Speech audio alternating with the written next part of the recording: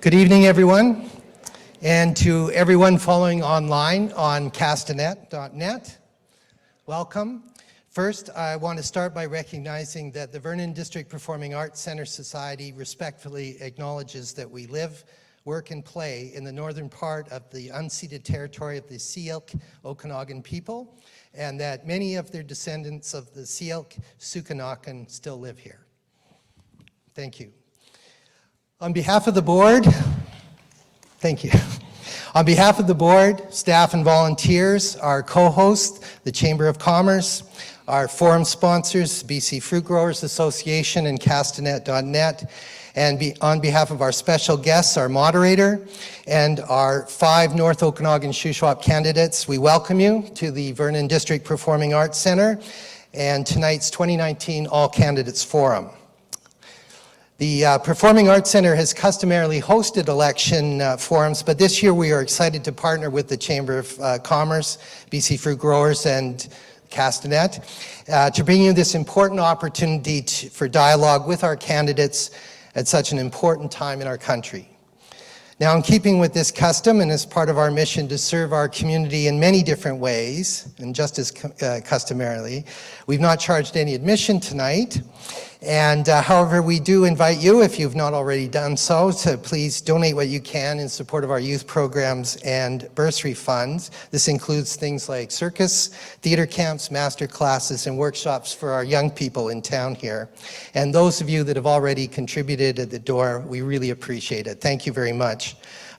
Those of you who may have attended the 18th annual birthday bash a couple of weeks ago with Michael Casehammer will know we just awarded 3 $1,000 bursaries to Greater Vernon students pursuing post-secondary education and careers in the performing arts. So please, if you can, donation jars are on hand. Now I'd like to introduce our partner for this year's forum, the General Manager of the Greater Vernon Chamber of Commerce, Dion Chambers. Thank you. It's a lot of chambers to get out. The Chamber of Commerce is a long-standing nonprofit organization originally started here in Vernon in 1897. We continue to champion for small business and the economy as Canadian businesses face many burdens, including overregulation, taxation, lack of skilled workers, technology lag, lack of support for SMEs. We're calling on all federal parties to support Canada's job creators by including these priorities in their election platforms. We look forward to both the questions as well as the answers provided here tonight. And now it is my pleasure to welcome our moderator for the evening, Chris Walker from CBC Daybreak South. Thank you.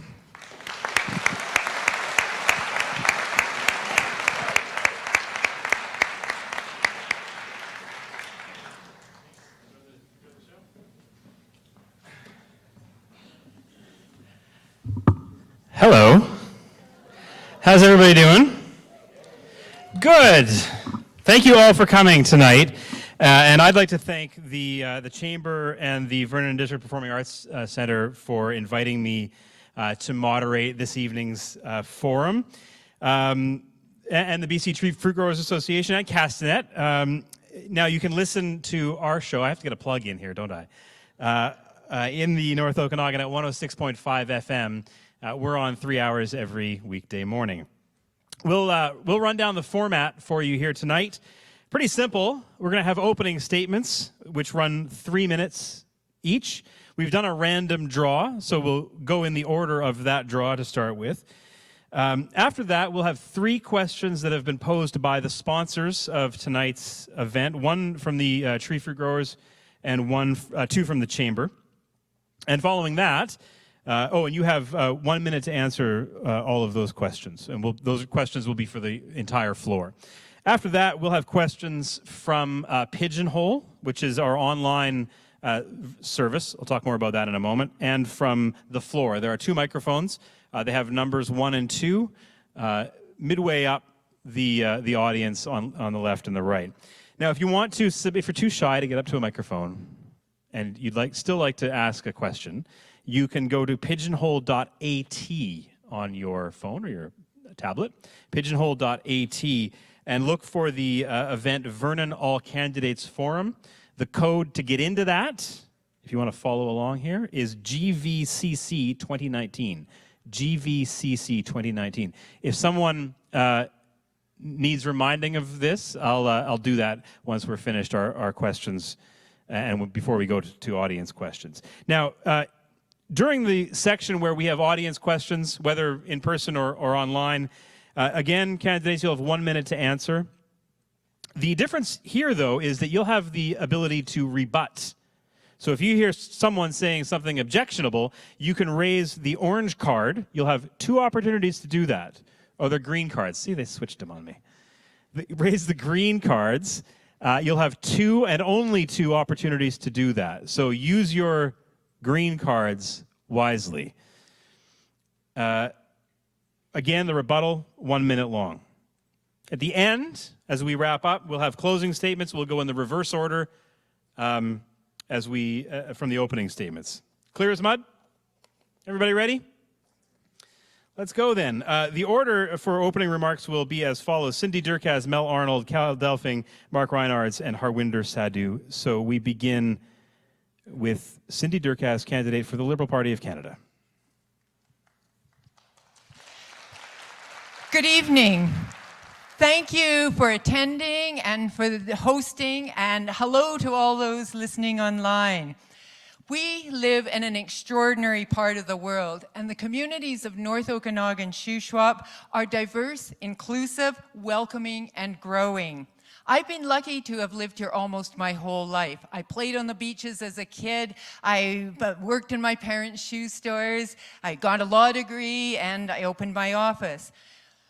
We have an astonishing amount to offer, thanks to your hard work, your volunteerism, and your commitments to each other. Since 2015, I have been knocking on hundreds of doors, listening to you, to businesses and community, and I found that the Greater Vernon community is forward-thinking, a progressive community.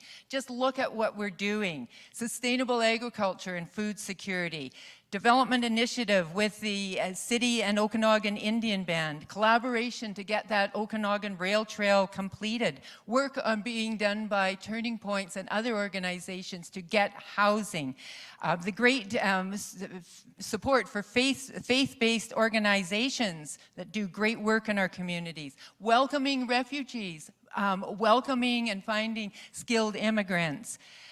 The innovative clean tech businesses are absolutely thriving. But now Ottawa needs to hear more about how great we are. We need a member of parliament who takes our voice to Ottawa, who knows and understands this community. I'm running again because I choose forward. I want to get to work on what I've heard on the ground. And I want to keep up the momentum of this government's investments in Canadians. We need to build on our accomplishments. For seniors, for the environment, for universal pharmacare, for farming and business, for families, students, new home buyers. For decades, we have been sending Conservative MPs to sit on the back bench. But in 2015, over 60% of us voted for a progressive voice. I have a solid track record for getting things done for people and community. I have the skill, experience, passion, and a good work ethic to do what it takes to get it done. This election, ask yourself, who is the best local candidate for your family, your community, for the environment, and for the local economy? We can make history. We can elect the first female MP, and we can put Ottawa on notice that North Okanagan Shuswap intends to get the attention and the recognition this riding deserves. Or we can go back to the same old, same old. I don't want to do that. That's why I'm running for you. Vote Durkaz, because together we can bring home great results. Thank you.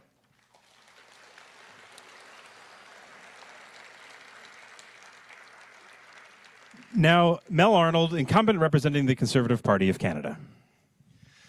Thank you, Chris, and welcome everyone, even our online viewers. It's great to have everyone here. I hope you're as excited about tonight as I am about hearing what your questions are going to be. I'm interested to see whether they're going to be along the same lines of what I've been hearing in my office and on the doorstep over the past number of months and in the past 4 years. Things like security. We're hearing that people aren't feeling secure in their homes and on the streets.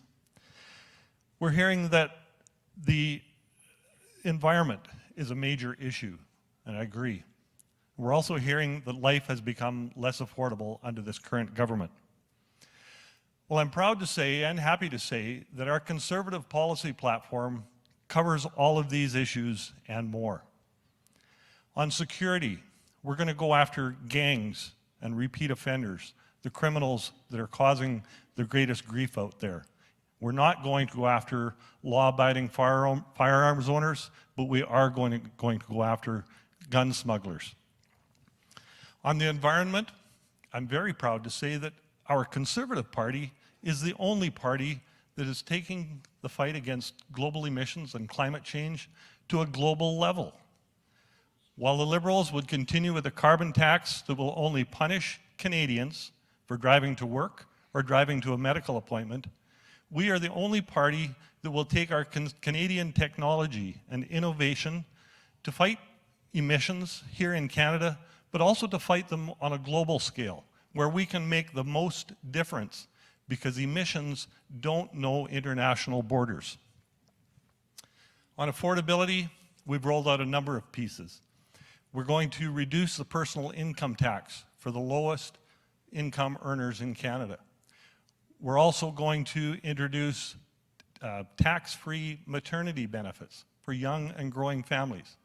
And we're going to increase the age exemption for seniors by another $1,000. Those types of things are going to make a difference in everyone's life in Canada. These policies have been developed by listening to people, listening in my office, listening at town halls, listening across the country, listening to people at public events. Over the past 4 years, I've been to every community in this riding, listening to the people, and it's going to be interesting to see if what we hear tonight is what I've heard. With a family history going back over 100 years in this area, I've seen the changes, we've seen the changes, and we've seen the challenges, but I admit there's always more to learn. Every day there's something more to learn about this riding and about this job. It's been an honor to serve as your Member of Parliament for the last 4 years. Thank you.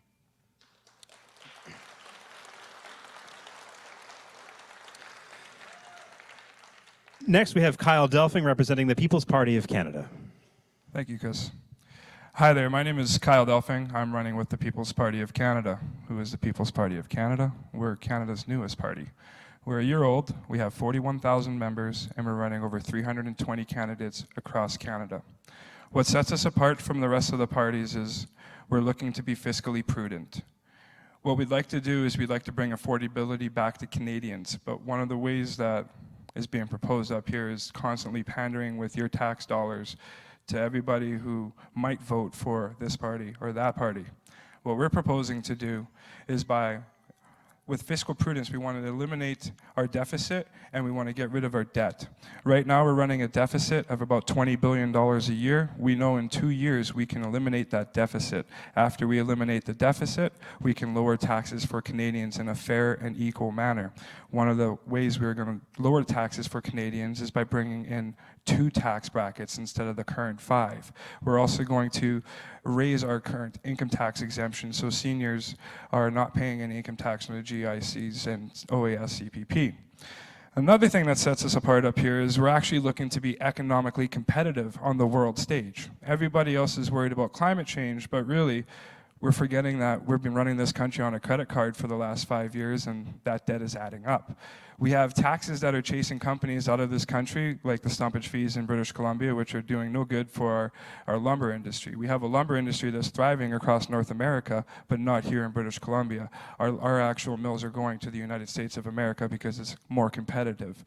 We're looking to lower the taxes to a flat rate. We're looking to not penalize Canadians for living with a carbon tax because it's not competitive on the world stage.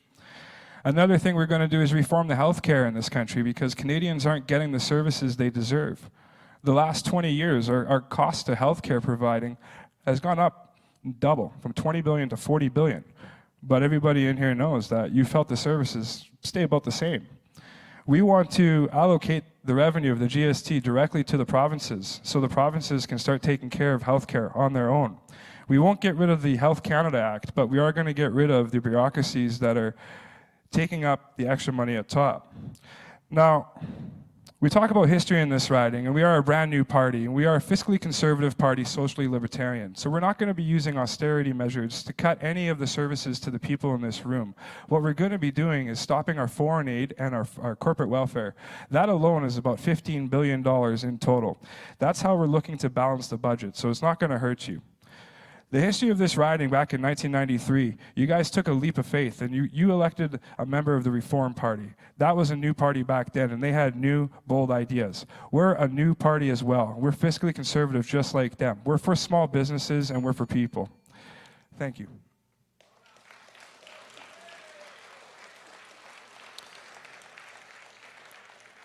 Next, we have Mark Reinards with the Green Party of Canada.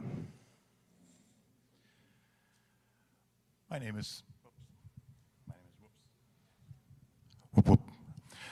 is Mark Reinards.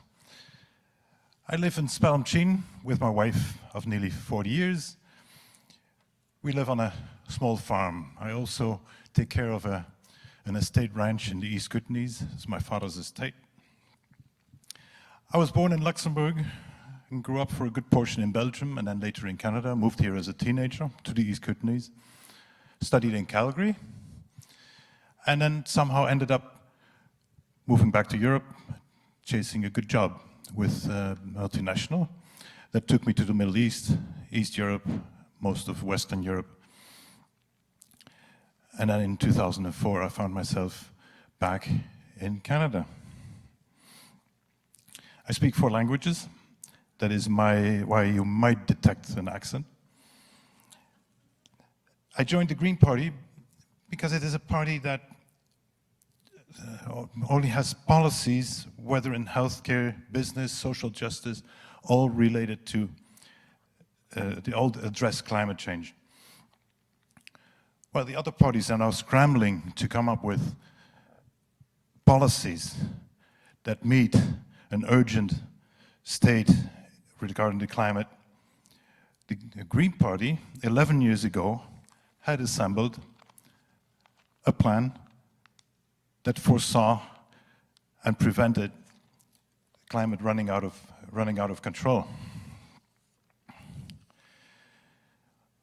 Also, the Green Party policies are made for designed around the common good. We're not good for corporations, unions. We are there for the individuals, not for the elite. Green Party policies are made for young people, for old people, for the disabled, for ill people, for healthy people, for men, women, children of all color and all creed. There's some youth in this room.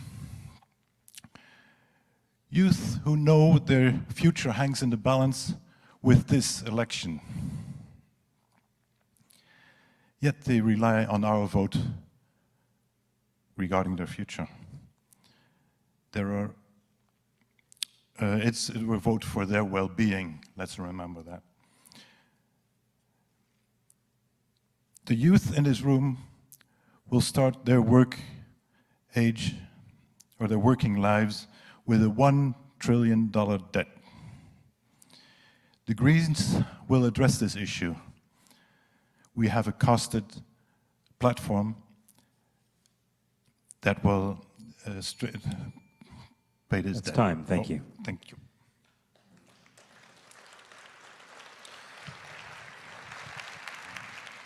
Harwinder Sandhu with the New Democratic Party of Canada. Hi, good evening, everyone. First, I would like to acknowledge that we are on the unceded territory of Silex people. And thank you so much for joining us, whether online or here. I appreciate it. And thanks to the Chamber of Commerce for hosting this event. I am a wife, a mother of 3 beautiful children, and I work as a registered nurse in BC for the last 15 years. Currently working at Vernon Jubilee Hospital as a patient care coordinator, and I also work in Vernon Community Nursing. I moved to to Vernon from Terrace, BC in early 2012 with my 2 little daughters after losing my first husband to cancer at a young age. I had to pull together all my strength to rebuild life for us after overcoming many barriers. Thanks to the people in the Okanagan, which I'm grateful for embracing us with open hearts. And I have always been a very active voice when it comes to healthcare, seniors care, social justice, environment, or affordability issues. As a former wife, a small business owner in BC, I understand the struggles family businesses have, and NDP have pledged to keep the small business tax to 9%, which was recently lowered in January 2019. Our plan is a bold plan regarding affordability, affordable housing, and $5,000 annual rental rebate to people who have to pay more than 30% of their earnings towards the rent. And we believe in investing in our youth by waiving all the past and future interest on the debt, because we do not want our students to walk away with the death sentence post-graduation. So we need to invest more, and we can save money by being proactive, like pharmacare program, National Pharmacare. I see people struggle daily in order to afford treatments or medications they heavily rely on, which result in multiple hospital admissions, and us taxpayers end up spending more money. So that's where the money, people, when we try to put in services, then a lot of people ask, where will the money come from? We are proposing 1% increase in a corporation tax to end wealthy who make more than 20 million, which will generate $70 billion. And we're going to close loopholes for the tax havens that wealthy corporations have, and they don't have to pay money and take your money offshore. So that will generate 10 billion plus, and that money will be put back to people so you will see your money coming back to you, and that an increased socioeconomic disparity. It's never good for any country. Being a former wife of husband who worked in mills of BC, I fully support our party's plan in forestry innovation and support value-added Canadian wood products and good jobs that go with it. We'll also boost the reforestation efforts to strengthen our climate resilience and ensure sustainability of forest sector. Thank you. That's time. Thank you. Thank you all. Now we begin our questions with 3 questions from our sponsors this evening. The first comes from the BC Fruit Growers Association, and we'll have all candidates answer this question. We'll go in the reverse order from what we just did as we answer these questions, and then we'll go back the other way. The first question has to do with, well, here's some context. A recent Angus Reid survey asked about 1,500 people, which is a pretty good sample size, to choose agriculture priorities. 55% said food security and affordability. 12% said more financial support for farmers. So there is apparently a gap between wanting food security and wanting to support farmers that grow that food. Specifically, farm production could be higher in the Okanagan, but farmers are struggling with climate change, more regulation, political conflict, and trying to set fair prices with massively consolidated Canadian food retailers. To each of you, what direction or strategy would you advocate to grow our farm sector? Harinder Sandhu, will begin with you for this question. Yes, thank you. 1 minute, by the way. Sorry? You have 1 minute. Okay, so I am a daughter of farmer. I grew up in a farmer family, and agriculture is backbone of our economy. And I'm happy to say that NDP has a great plan to support our farmers. It doesn't just end up we are also offering the mental health support to young workers, and I'll highlight few of the things we have in our plan. Investing in our agriculture communities, supporting young and new farmers, and taking steps to ensure that rural livelihood are good and sustainable. Supply management, protect our family farms and communities, and hundreds and thousands of jobs. So we are committed to fully protect the supply management and ensuring the reciprocity in trade negotiation and supporting those sectors as they innovate and grow. We'll make sure that farmers are fully compensated for the losses have occurred in liberal and conservative trade negotiations, and we'll defend Canadian agriculture products like canola from unfair Thank you. retaliation That's over time. overseas. Thank you. If any of you need the question again, I'm happy to read a synopsis. The question is, what direction and strategy would you advocate to grow our farm sector? Mark Reinhartz, this one to you, 1 minute. We need to provide the farmers support to transition to crops that can handle the different aspects that come with climate change. Crops that are more resilient to the change in weather, crops that are more resilient to the changes in humidity and predictability of the weather. We need to get away from the cloned crops that you usually have a narrow survivability in agriculture. The crop variety for tree farmers, is very, very important. We have to support the farmers going through that transition, and we have to support financially new farmers they want to start in that direction. Thank you very much. Thank you.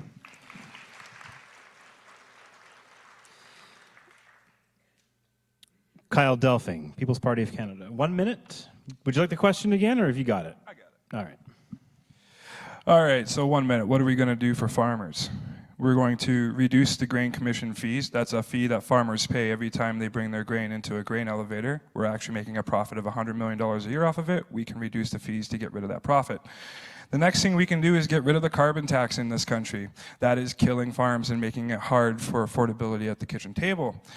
After that, we can spur agriculture growth by negotiating with other countries to export our grains that are sitting on fields right now. The next thing we can look at is, we got lots to choose from here, sorry ladies and gentlemen.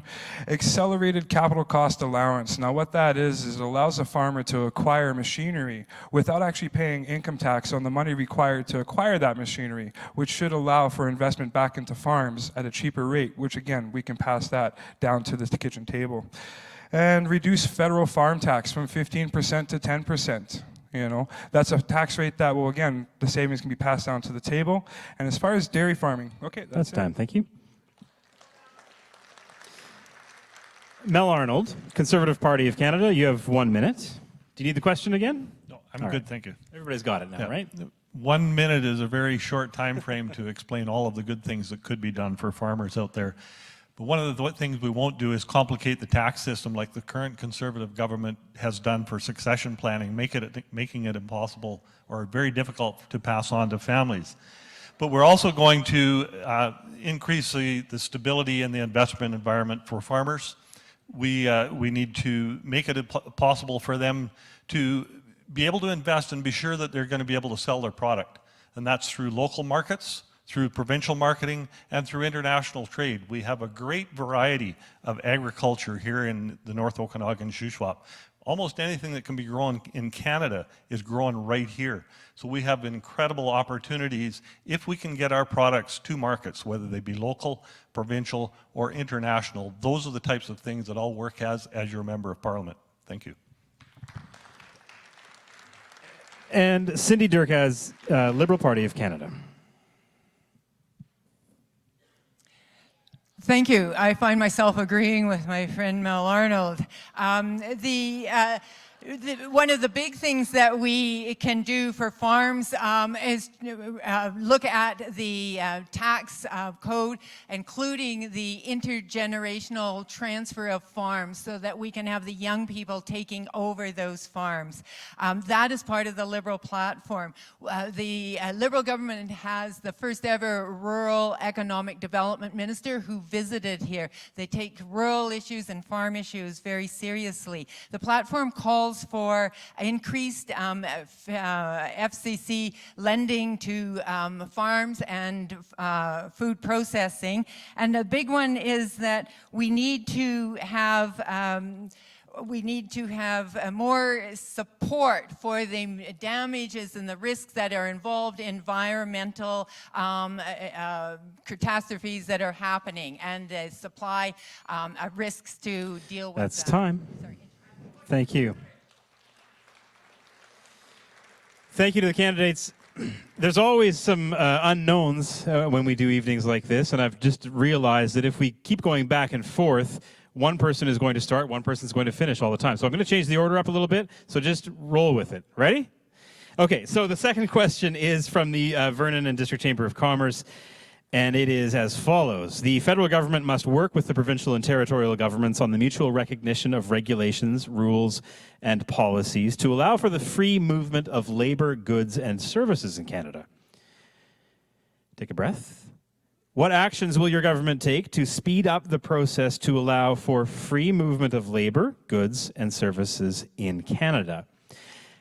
We will begin with Mark Reinhartz, and we'll move our way down the line in the order that will become clear in a moment. Mr. Reinhartz, you have 1 minute. There's always an interesting aspect in Canada, especially from the son of a senior in the European Union, where we manage to move goods freely within countries, and here we cannot even move goods freely within one country. You have to adapt rules, qualifications, and just remove borders that shouldn't exist between provinces. And there may be some exemptions, but really you should have a product that is and produce that is delivered or produced in BC. You should have that move freely to the east. There should be no barriers. Thank you. Thank you. And now we're moving along the same order that we did last time, only because Mr. Reinhartz began. Mr. Delphing, you're next. People's Party of Canada. The People's Party of Canada actually has a policy on this. I'll just read it to you. So we have the ability under Section 91(2) of the Constitution to assert the federal government's jurisdiction over provinces, which will allow anybody with a trade certificate or any other sort of profession to move laterally across provincial lines without having to recertify. As well, we'll open up the border to internal trade. You may know that BC and Alberta has an interprovincial trade agreement, which allows us to do trade between BC and Alberta. We're going to allow that to go across the country using the Constitution, Section 92(1). Thank you. Next will be Mel Arnold, Conservative Party of Canada. Thank you. It was something I actually included in the last answer, and I want to correct something I stated. I blamed an error on the tax situation on the I think I said the current Conservative, current Liberal government, but maybe I was jumping ahead of myself of October 21st, of who would be.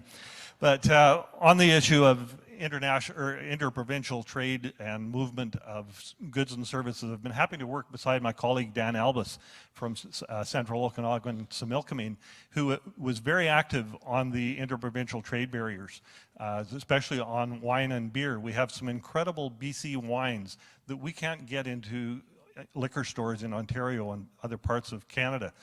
Those are the types of things we've been working on to make sure that people can bring their trade certificate from one province to another, recognizing that there may be some safety issues that we have to consider, but free up that movement of trade, free up the movement of labor so that Canada can prosper in the future. Thank you.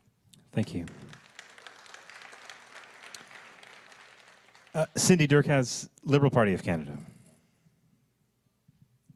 Absolutely, we need to get rid of the barriers that prevent the movement of goods and services. That has been a problem that has prevailed in many, many governments. I am prepared to roll up my sleeves and get to work across party lines to see that done. No one is getting ahead by having barriers within Canada. I think an example of training with the Red Seal program is one thing that is helping break down those barriers when it comes to things like doctors and qualifications not being accepted from one profession to another. We need to break down the barriers, and that's going to take work with all parties pushing. Thank you. Thank you. Harwinder Sandhu, New Democratic Party. I believe that there should be no barriers, as our farmers already have so many barriers, and I fully support this interprovincial trade agreement across Canada. And not just interprovincial agreement, I'm happy to say that we also have a policy in our platform that the farmers, and just to break the foreign market to like US or any to break those barriers. And that's when I say that sometimes platforms don't necessarily address the concerns you have, and that's where your MP stands for. We don't have to wait to be in the government or opposition as long as you hold the seat and you're passionate to make the change, and that's how you address your constituents, and I will be that person to do that. Thank you. Thank you. Our final question from our sponsors this evening is as follows. Canadian businesses are facing labor shortages across all sectors and professions. In order to adapt and thrive in Canada's evolving economy, what will your government do to meet the current labor shortages? And we will begin with Kyle Delphing with the People's Party of Canada. Like I was saying earlier, Section 9210, we're going to open up the borders. So if people aren't looking for work in Ontario and they can't find it and we need them here, they can come here much easier. Another thing we're looking to do is to increase the amount of economic migrants that we bring to this country from 26% of the total immigration number to 50% of the total number. So that will help businesses acquire people who have the skills that are needed here in Canada that people may not have. It's quite simple, really, just like keep the borders open and make sure we're getting the right people. Thanks. Thank you. Mel Arnold, Conservative Party of Canada. Thank you. That's one thing that I've heard from almost every employer, whether it's a professional, whether it's food services, whether it's the hotel or restaurant industry, is labor shortages. They cannot get enough people to staff the positions that they need to fill. We can do that, we can help do that by getting back to a fair, orderly, and compassionate immigration system instead of what's been the backlog that's been created right now with the illegal border crossers. When I have people coming into my office asking about family reunification programs that are now, instead of being 3 to 5 years, we're being told it could be 10 to 12 years for family reunification. Immigration is only one part of it. We also need to invest in our young Canadians so that they can find employment here in Canada and not be taxed to the point where they want to leave this country and go somewhere else to make a living. Thank you. Thank you. Now, we are at the time of the forum where we have questions from all of you. Excuse me, did you want... Oh, I'm sorry. Did you want to answer that question? Have a quick answer. Please. Thank you, everyone.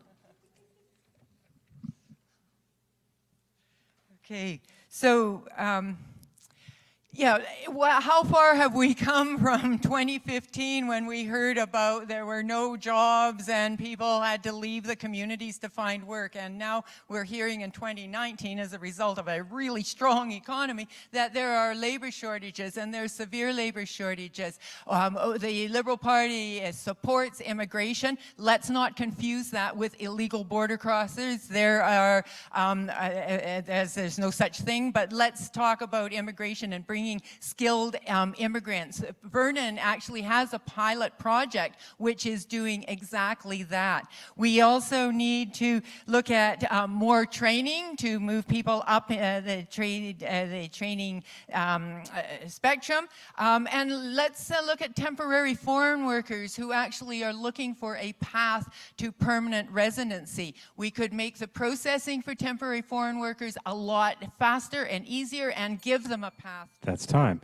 Now, speaking of skills shortage, there apparently is a shortage of skilled moderators because I forgot 2 other people. Actually, next on the list is Harwinder Sandhu with the NDP. Mr. Reinhardt, you're coming in a moment. So yes, I'm happy to share that recognizing the shortage of worker is the biggest barrier for many farmers and small businesses, in fact. And we will make important new investment in training Canadians and boost the support for traditionally underemployed groups. And we believe in making a path to temporary workers who come here seasonally and then they have to go. There should be path, and we will make that easy for them so they can eventually obtain the immigration in Canada. Why not? If they want to work and contribute to our economy, hey, why not? It'll help them, and it'll help our farmers, and we do have that plan in our platform. Thank you. Thank you. Now, where was I? Mark Reinhardt, Green Party of Canada. Thank you, Chris. The Green Party will bring in what we call now temporary foreign workers. They will be working under the exact conditions that a permanent resident has. They can move around from employer to employer. They're not tied to one. They have the same rights and they won't be abused. Simple as that. Yeah, I can add something to it. From within the country, they can apply for permanent residency. That's a very important point. Thank you. I was so excited to hear the questions from the floor that I apologize to the three candidates that I missed. It is now time for questions from the floor.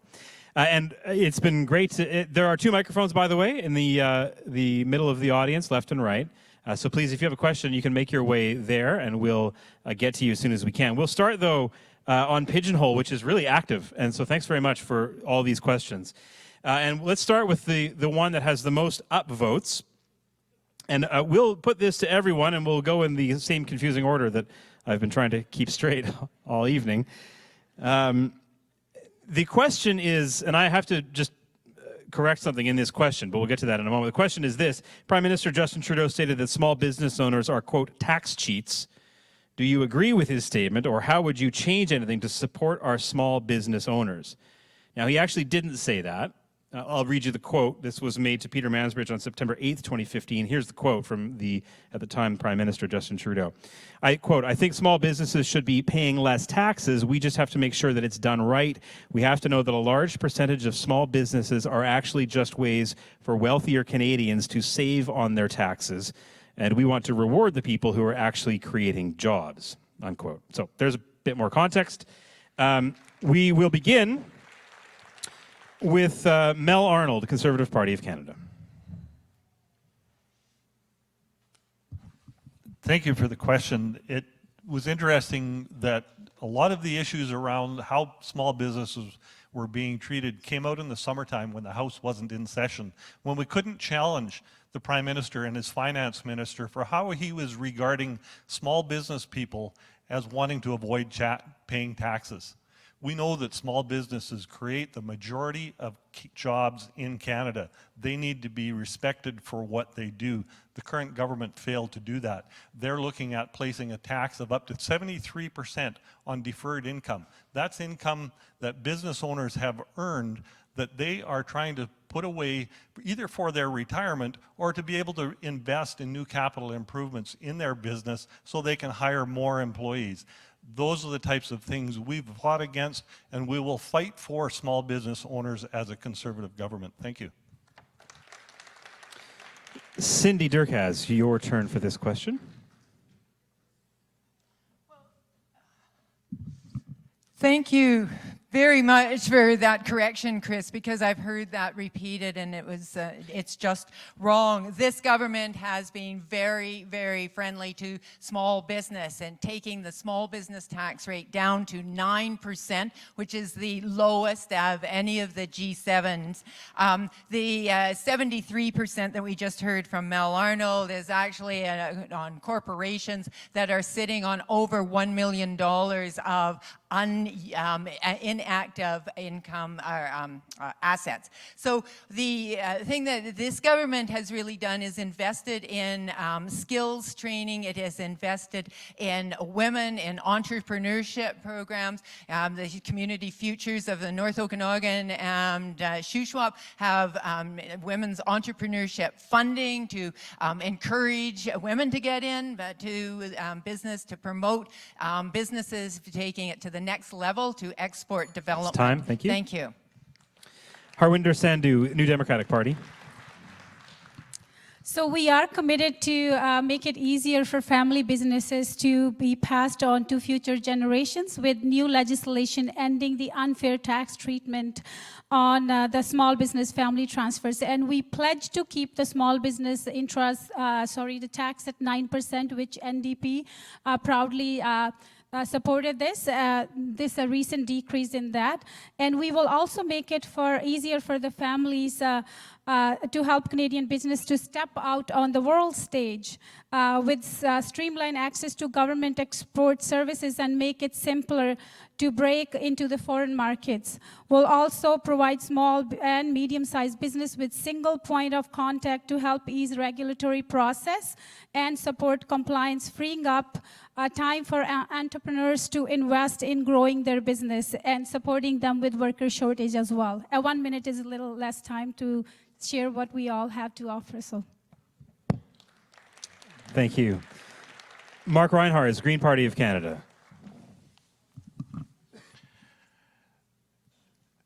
Tax laws make it possible for people to create a business and use it to reduce the taxes. But those are the small fish.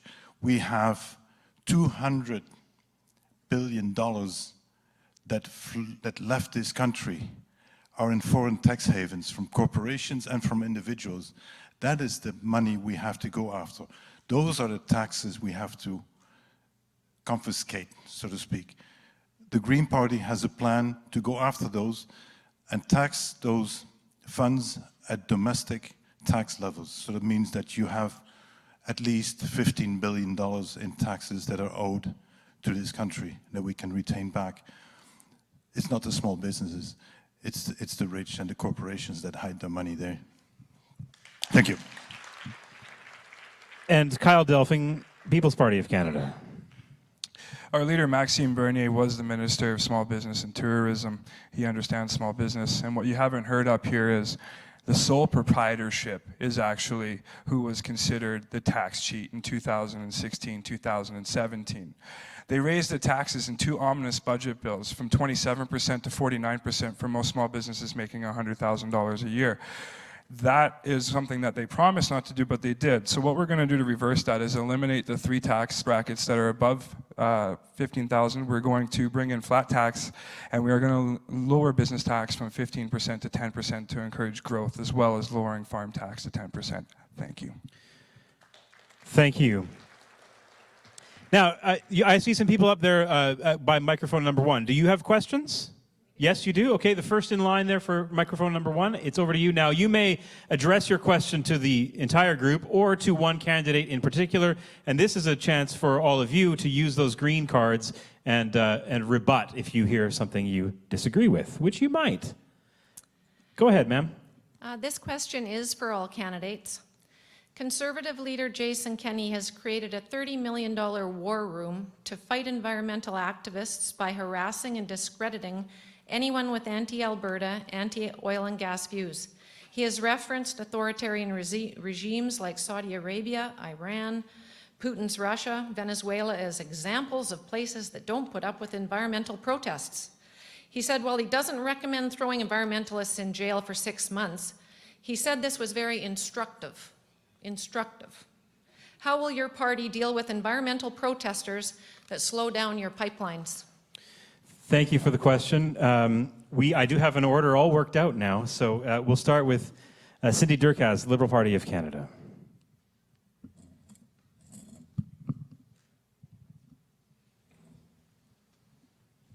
And you have 1 minute. Well, that's shocking. Absolutely shocking.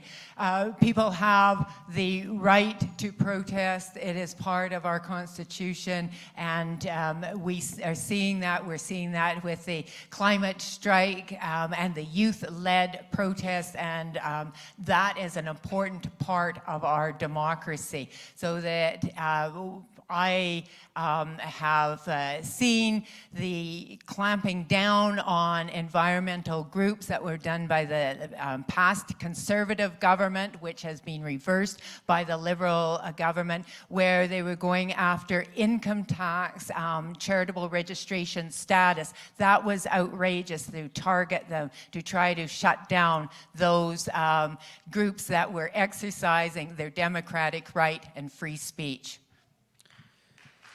Thank you. Harwinder Sandhu, NDP. Yes, very disheartened to hear that. And this is Canada. and everybody has a right to protest and express their opinions.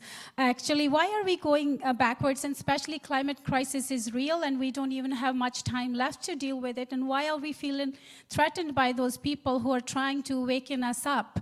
So I fully support that to any protest, and I think sad thing is that we are going backwards.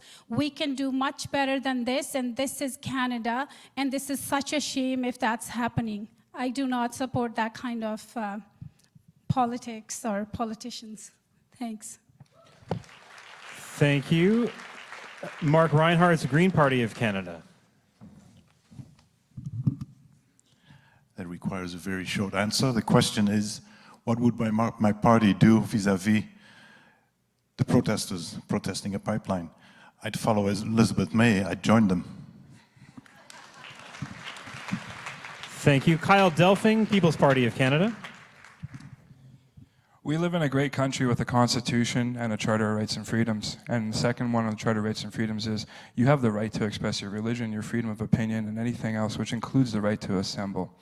Our party believes in the Charter of Rights and Freedoms, and it believes in the Constitution. So if you want to go and protest the pipelines, by all means, that's your voice and that's your right as a Canadian. Thank you.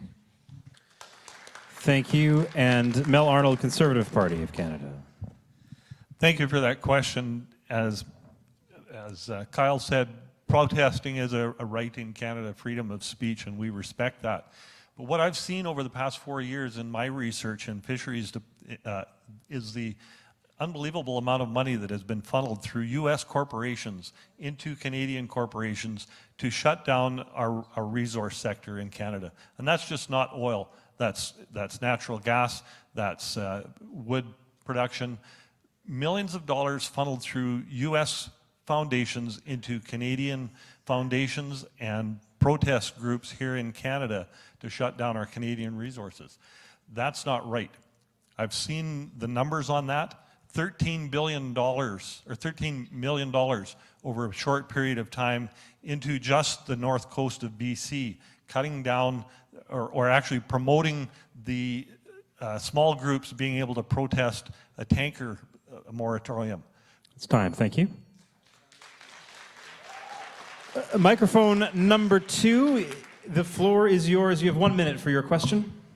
Thank you. And please direct it to either a candidate or to the floor. This is directed to the Liberal candidate. The Liberal candidate has previously spoken about her experience as a lawyer.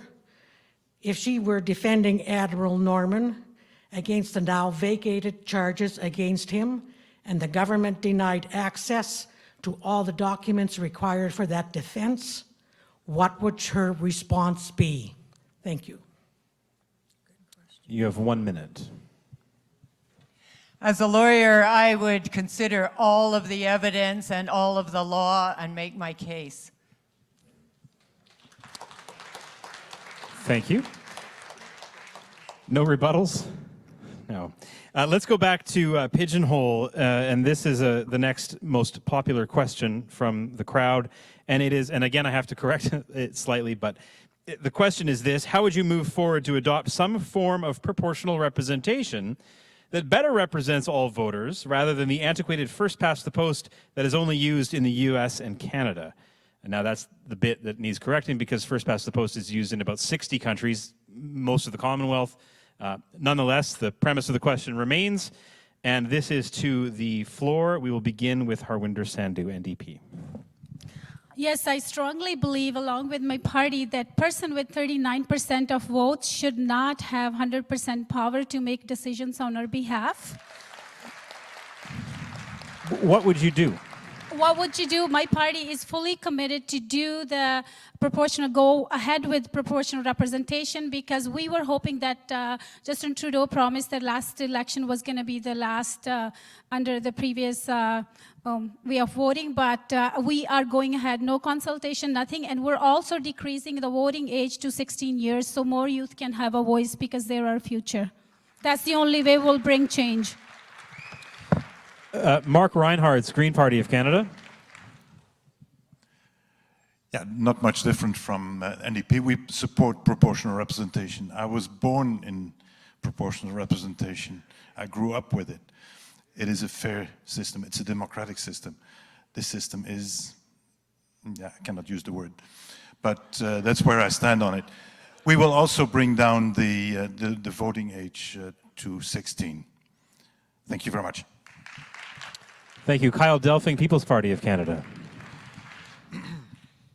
Our party believes in small government, so definitely PR is not on our list. And I mean, I'm polling at 3% right now. I don't support proportional representation in a country as large as ours and as sparsely populated. So it may work in Europe, it may work in New Zealand, but it doesn't work for about 60 other Commonwealth countries. Let's not be a leader on this. Let's not add more politicians to our taxpayer-funded, payroll. Thank you. Thank you. Mel Arnold, Conservative Party. Thank you for the question, and we are fortunate to live in Canada where we are free to vote. We see people fleeing their home countries, coming to Canada. They literally fight to their death in some places just for the ability to vote. We're fortunate to not have to do that here in Canada. In order to make any changes to the way we elect our representatives, it should be done by the people, and that should be done through a referendum. We've seen the attempts at doing that here in BC over a number of decades, and all 3 times it has been defeated in a referendum by the people, by the choice that first past the post is the most chosen way as a majority vote. Thank you. Thank you. Cindy Durkaz, Liberal Party of Canada, but there is an addendum added to this question for you specifically, and that is, if you campaign on introducing this, will you backtrack if you form a majority government? So if you could answer those 2 questions for us. Just the addendum again, please. The addendum again, If you please. form a majority government, will you backtrack on keeping the promise? In respect to proportional representation, well, I was here and said clearly in 2015 that this would be the last election where I first passed the post. So I made that promise. In 2016, as promised, the Special Committee on Electoral Reform was doing its work. It came to time for the MPs to have town halls in their ridings to hear what the people wanted. Our MP chose not to. He sent out a backgrounder and asked whether there should be a referendum or not. So our riding association, very poorly funded, ran around and held about 12 of those meetings where we elicited some response. We had such a poor turnout that I'm beginning to think that people are not engaged to the extent that we are being led to believe in reforming the electoral system. There are many other issues that we need to deal with. Thank you. Let's go back to the microphones, and we'll go back to microphone number 1. Sir, if you'd like to step up and ask your question, you have 1 minute, and please either direct it to a particular candidate or to them all. My question would be directed to Mel Arnold and to Cindy Durkaz. We've heard a lot of national policy articulated tonight, but quite frankly, each one of you will have little to say about those policies that you're espousing. So my question is a little more where the rubber meets the road. I guess in the last 4 years, Mel, you've had a chance to go around the community and had some input. And I'm wondering, did you identify any projects that you were able to take to Ottawa and actually bring a cash check back for? And my question is for Cindy as well. In your campaigning so far, have you identified any projects that you would like to bring some actual money back to this riding? Thank you for the questions. Mr. Arnold, we'll begin with you. Thank you. While it isn't the role of an MP to actually bring back the check to the riding, I have met with every municipality, every First Nations band, all of the communities in this riding every year to hear what their priorities are and to deliver that to the finance minister. I talked about, we heard about the improvements to the Trans-Canada Highway. Now they're going to they've committed to the improvements of the Bruin Bridge at Sicamous. infrastructure improvements in Lumby to their wastewater treatment, the water system in Sicamous. All of those projects have come to this riding, projects that I heard about from them and presented those to the finance minister to make sure that that voice from this riding got to the finance minister and the money flowed here directly, yes. Thank you, Ms. Durkas. Great question. Yes, I'm just so ready to go. Actually, in the last 4 years, I've never stopped working, and the team kept carrying on. I have built some great relationships with the municipal governments and with First Nations, as well as with the ministers and MPs in Ottawa, and I have been championing projects. I was championing that Swan Lake Waste Recovery project, and hallelujah, the money came through. It's a great one. I went to all of those forums and championed it whenever I saw someone of influence in the Liberal Party. I now am championing the Armstrong to Sicamous portion of the rail trail, because that is going to be a huge economic generator. And I was actually had coffee with Ralph Goodale when he was passing through, and I said, you need to know about this. And he said, Cindy, I've heard about your rail trail, which I took as a really good sign. Thank you. Another question from the audience, question number, from microphone number 2. You have 1 minute, and again, please either direct it to a specific candidate or to the group. This is for anybody. It seems like I've stepped into the twilight zone. I'm dismayed that some mature voters actually believe a magic fountain will pay for all of the freebies offered. Almost like extortionists told in the tale, The Emperor's New Clothes, which tells of a hoax fabricated as truth. History shows countries who default on loans get severe consequences. Huge debt leaves us and our children helpless.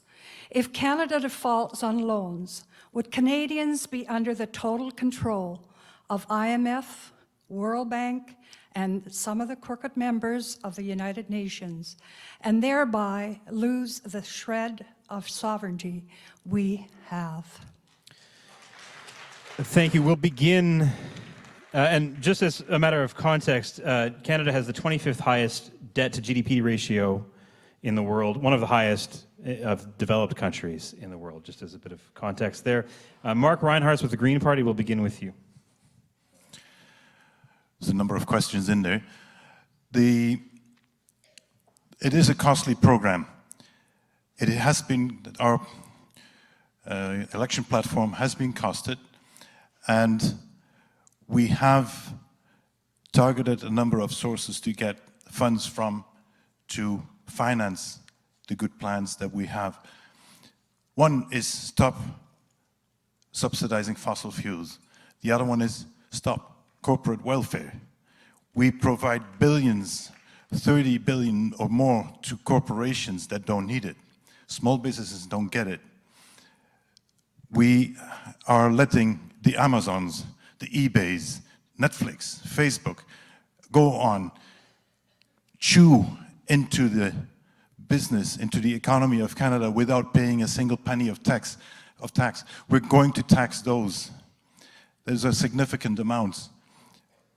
That's time. Thank you. Oh, okay. Thank you. And if I may, if I could distill and maybe paraphrase the question, which was, to what extent does Canada's high level of debt threaten national sovereignty?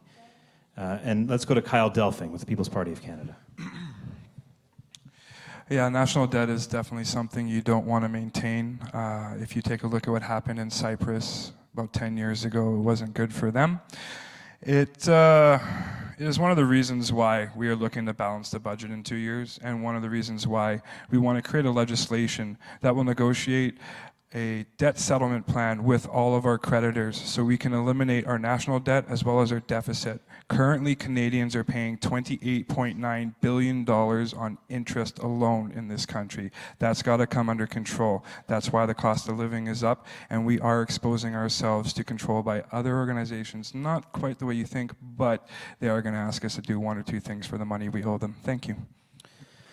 Thank you. Mel Arnold, Conservative Party of Canada. Thank you. That's a great question. And Canada is in an increasing risk because of the growing debt that's been burdened on us in a time when we shouldn't be taking on debt. Canada is in a good position. We came through the worst global recession ever in 2007 to 2010 and weathered through that better than any G7 country in the world. We came into a change of government that was coming into a surplus budget situation.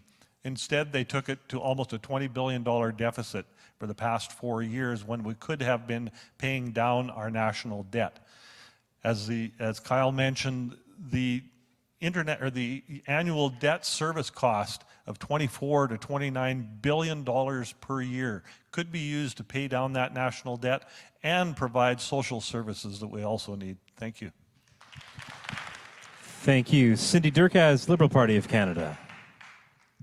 Well, I'm going to take issue with that characterization of the debt to GDP as being the national debt to GDP.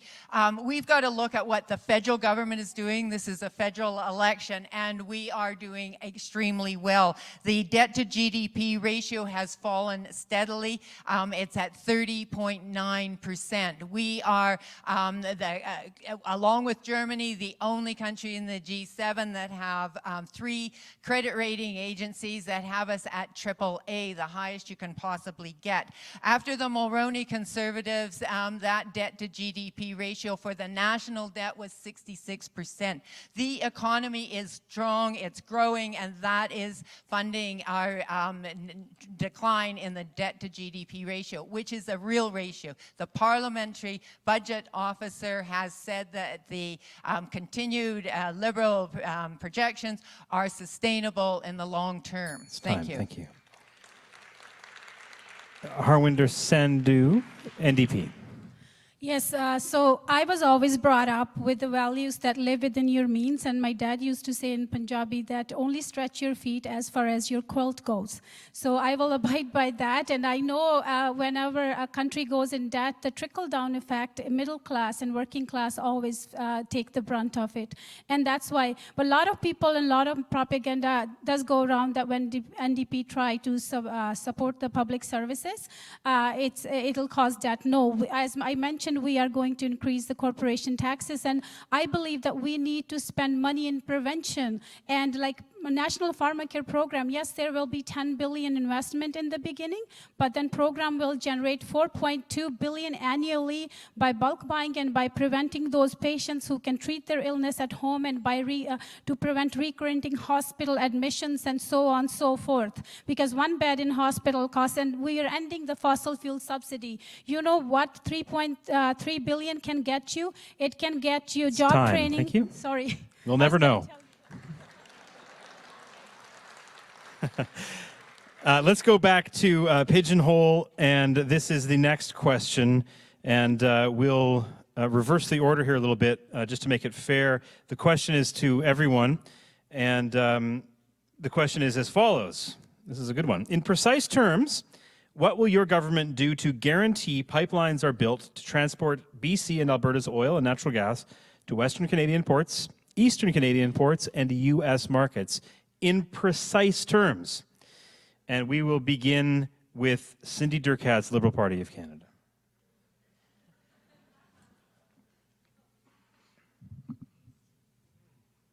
Well, in precise terms, the Liberal government bought the Trans Mountain Pipeline and is doggedly determined to develop that pipeline. And as we sit right now, we are, people are being called back to work on the pipeline in Alberta. So that is the precise term with that particular pipeline. As far as other pipelines, the approvals would need to be processed and go through the revised environmental review process that has been brought in. Thank you. Mel Arnold, Conservative Party of Canada.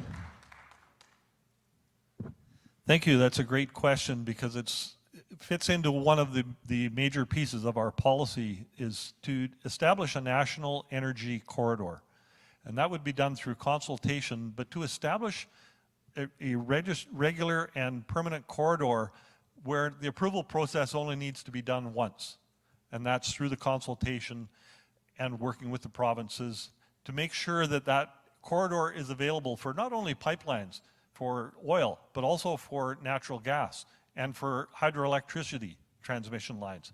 Get a national corridor built from coast to coast. What we've seen with this current government is shutdowns of our resource sector.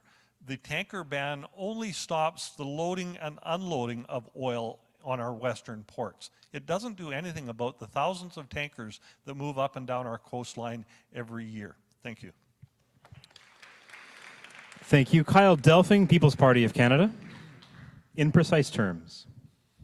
In precise terms, I think the national energy corridor that the Conservatives are proposing is going to end up as another pipe dream for Canadians.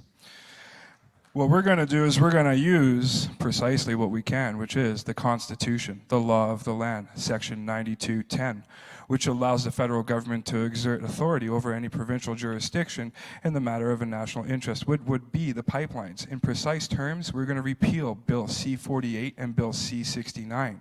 Because we don't need a national energy corridor. We don't need to continue to go through these environmental approval processes. Most of them have actually been done more than once already. So in precise terms, we'll use the Constitution to get it done. Thank you.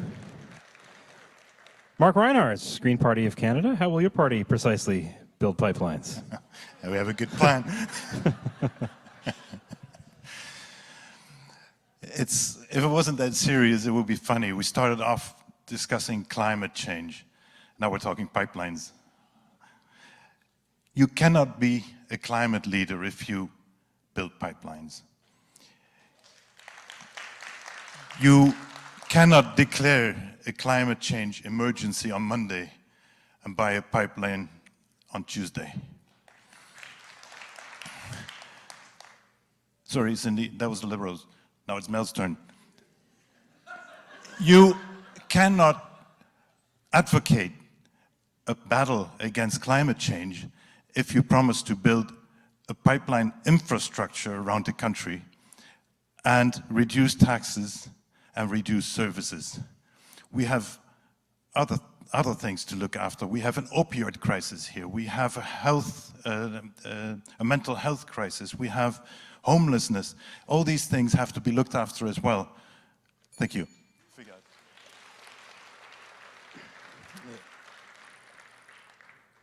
Ms. Sandu. Oh, yeah. Am I right about that? Have you answered? Have you answered this question? No, you haven't. Not yet. Yes, go ahead. Yes. NDP, we are saying no to pipelines, but when we say no, it doesn't mean that we're going to shut down all the oil sector. We're talking about sustainable economy as economy is shifting and climate crisis is real. We need to protect our coastline and Indigenous rights. How can one way we say we're all for Indigenous rights and then we're violating them by building the pipeline? So that's my stance.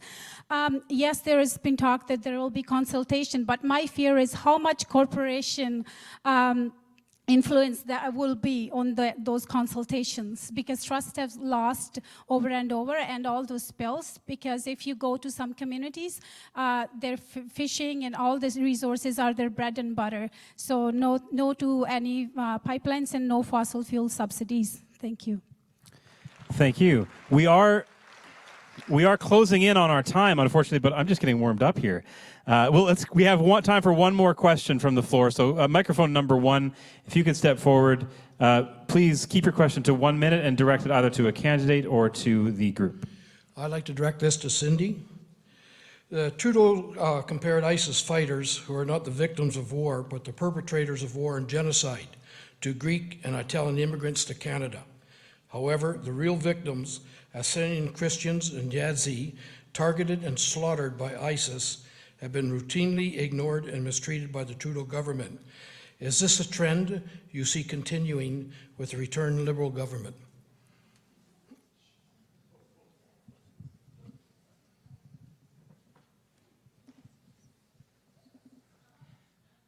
You know, that's not a fair question.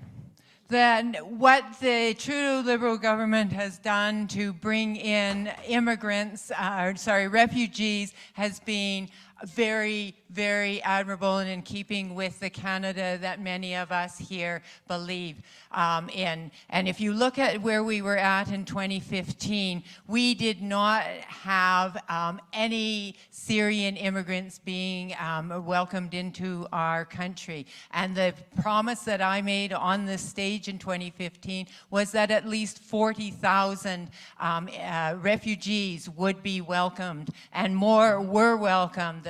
58,000, I believe, in the first year.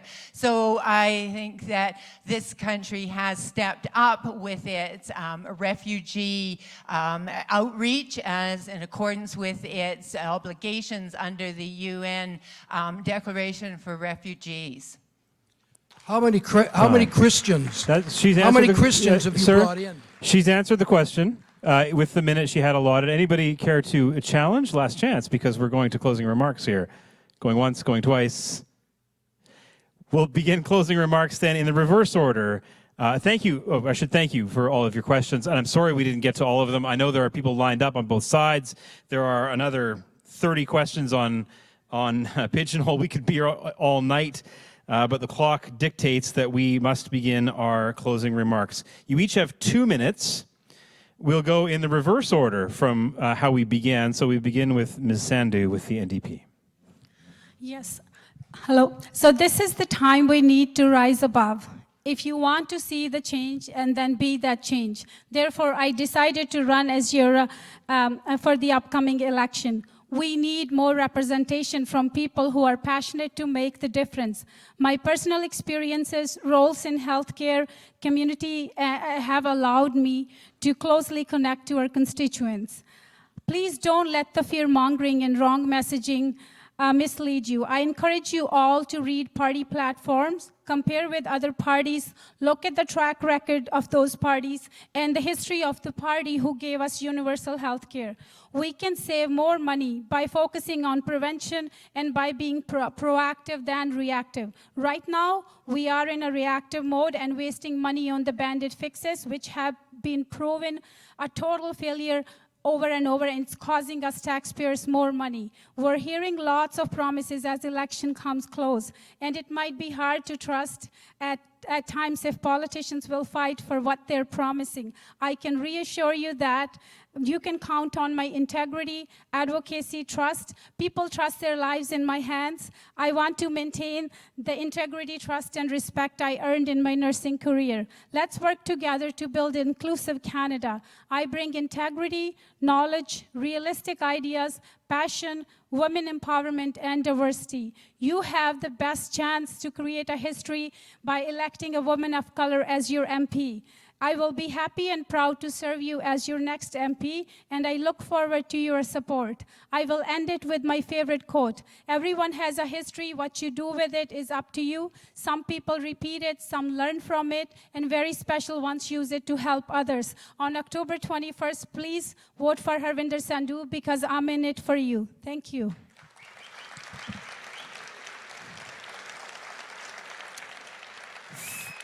Thank you. Mark Reinhardt's Green Party of Canada. You've heard a lot tonight about what parties plan on doing, how they address these serious problems we have. You've also seen over the last few years how they've performed. Whether they keep their promises or fall under the pressures of corporations. SNC-Lavalin, one of them. Many people have been able to see the functioning of Elizabeth May in Parliament. She's built a reputation of a true leader, a decent lady, a clever woman, honest, hardworking, a true leader, basically. There's a few other things that weren't brought up today. We haven't even touched Indigenous people. We have to make the United Nations Declaration for the Rights of Indigenous People law in Canada. It only takes political will to sign up for it. Let's end poverty, homelessness, mental health. The Green Party will offer pharmacare, mental health, pharmacare, guaranteed livable income, and help to accommodate the disabled. We've heard a lot about retirees and disabled over the past weeks. The Green Party will stop corporate welfare. The climate change issue must be foremost and is often seen as a threat, but let's look at it as an opportunity for the economy. Look at Norway, how they developed it. They handled it rightly. That is an example. I wish Canada would have been able to say that we would be an example by now, which we are not at all. This is your chance. Provide Elizabeth May in Ottawa with the support she needs. Vote Green, vote Mark Reinhardt. Thank you very much. Thank you. Kyle Delphing, People's Party of Canada. Thank you for coming out tonight. I just want to let you know I'm a hardworking guy. I'm a small business owner myself. I chose this community. I've traveled all across Canada, and I've been in communities that most of us probably will never hear of or see. And I got to say that this is definitely the most beautiful corner of Canada. That being said, the People's Party of Canada stands in front of you today. I'm the representative running for MP. We want to bring fiscal prudence to Canadians. Every other party up here is offering you something with your tax dollars, and it's been getting more expensive since the 1970s, and anybody who's been around since then totally understands what I'm talking about. We have a party to one side that says we need a debt to GDP ratio to increase, and we have a party on the other side that's telling us it'll be maybe another 5 to 10 years before we balance the budget and get Canadians back to work in the energy sector. This party is saying we need to build the pipelines, we have a constitution, let's use it. Our party is saying we don't need to tax Canadians into oblivion anymore, let's start putting money back into the pockets of Canadians. We can do that without taking services away from Canadians. Currently, we're using our credit card as taxpayers to help countries around the world build highways, pipelines in China, and deal with immigration problems in Saudi Arabia.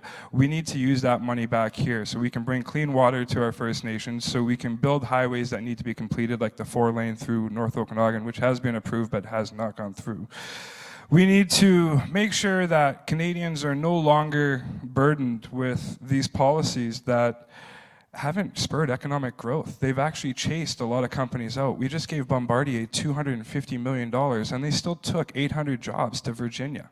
It's not working anymore. Our high tax rates and our high debt is what's making our cost of living go up in this country. So if you vote for the People's Party of Canada, you'll be making history again as North Okanagan Shuswap by voting in somebody for a new party with new ideas that are bold and courageous for Canadians. Thank you for your time. Have a great evening. Thank you. Mel Arnold, Conservative Party of Canada. Thank you for the opportunity to be here tonight and being such a great audience online. I hope you've enjoyed tonight as well. While you may hear threats of cuts and austerity from a challenger here tonight, I want to tell you that a Conservative government will do none of that. We have a policy and plans to move forward as government to cut down on the corporate welfare, to cut down on the amount of foreign funding that's going to countries that are rather well off. We're going to reinvest that money into Canadians, Canadian jobs, Canadian people. So the threats of cuts and austerity are not factual, but what is factual is the story that came out today about the cuts to veterans' medical services that the current government has secretly been doing. Not only impacting the veterans, but impacting the hospitals that serve our Canadians. Those are the things that need to be brought out there and exposed. I also would invite you to take a look at our environmental plan. It's online at arealplan.ca that explains how we are going to take our fight against emissions and climate change to a global level for the reinvestment of Canadians. It's been an honor to serve all of you as your member of Parliament over the past 4 years. Been out to every part of this riding, spent much of my time here in Vernon, really gotten to know the people here so much better, and it's been a real pleasure. My promise to you is that as your member of Parliament, I will continue to make myself available to you and your community, and to be your voice, and to help you get ahead. Please Please vote Conservative on October 21st because we believe in you, and it's time for you to get ahead. Thank you. Cindy Durkaz, Liberal Party of Canada. Well, thank you, everyone. It has been a great evening, good questions, thought-provoking. And as you leave tonight, I want you to reflect on what you heard back in 2015 when we were talking about a stagnant economy. We were talking about no jobs and high unemployment, muzzled scientists, crumbling infrastructure. And I want you to reflect on the progress over the last 4 years, that we have a climate action plan that is in process. It's being implemented. It is no longer free to pollute anywhere in Canada. And we have a climate emergency. And it's not going to work to go with a plan that exports that problem to the global level. The Conservatives had 10 years to deal with it. They took us out of Kyoto. I am worried that they'll take us out of our Paris Accord agreements. We have accomplished a lot as Canadians. There are 1 million more Canadians working than there were in 2015. We have the lowest unemployment rate ever. We have the lowest poverty rate ever. Is that good enough? No, it isn't. You just need to look around on the streets. But I am urging you to choose forward, to keep with the Liberal plan, to keep with the Liberal investments, to keep the kind of growing economy that we have, and mostly to keep with the plan to tackle climate change. Because we have, as Mark referred to, a great opportunity to have a revolution in this country. It is like the Industrial Revolution, moving into clean tech. It is so extremely exciting, and it'll transform our economy. It'll transform the planet in terms of the climate change. So I urge you to vote Durkaz, vote Liberal. Thank you very much. Thank you.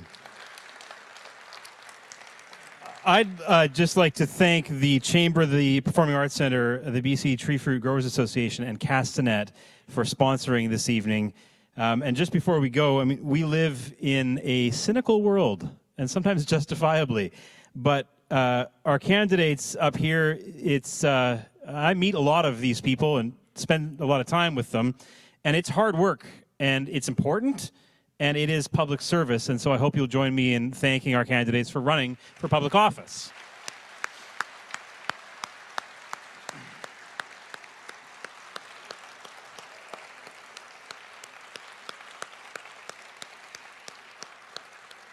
And thank you all for coming, and thank you for watching at home on Castanet. Have a safe evening and vote.